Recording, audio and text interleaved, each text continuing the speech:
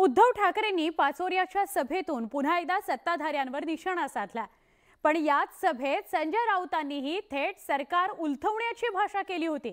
ठाकरे गटाच्या मशालीच्या ज्वाळांमध्ये तुमचं सिंहासन जाळून टाकू असा इशाराच ठाकरे गटाने दिला, ज्यामुळे ठाकरे विरुद्ध सत्ताधारी असा सामना रंगल्याचा आपण पाहतोय। मशालीनं तुमचं सिंहासन जाळून टाकू, ठाकरे राऊतांचा सत्ताधाऱ्यांवर निशाणा। मोदींच्या समोर तुमची मशाल विजेल, चंद्रशेखर बावनकुळेंचा पलटवार। आमची तयारी आहे ना? ही निशाणी आम्हाला दिलेली आहे, निशाणी घेऊन एकत्र आम्ही मिळवलेच आहे मशालीने। आम्ही मशाल घेऊन येतो, तुम्ही धनुष्यबाण घेऊन या, पण आम्ही मशालीची जग अशी लावू की तुमचं चोरलेलं सिंहासन त्याच्यामध्ये जाळून भस्म करून टाकू।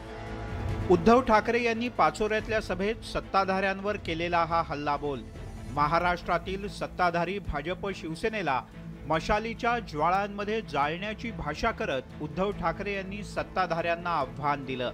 उद्धव ठाकरे यांच्या टीकेला भाजपनं तात्काळ धगधगतं प्रत्युत्तर दिलं। भाषणामध्ये केवळ निराशा होती, भाषणामध्ये तोचतोपणा होता, एकही नवीन मुद्दा ते बोललेले नाहीत।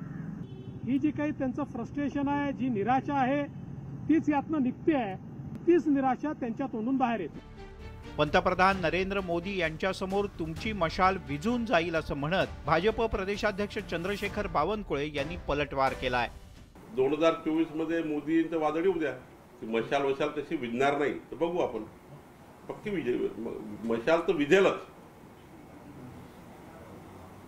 किती मशाल लावा त्या विझणारच आहे मोदींच्या वादळामध्ये। त्यामुळे मोदीजींची बरोबरी करू नका, कुठं सूर्य कुठं तुम्ही।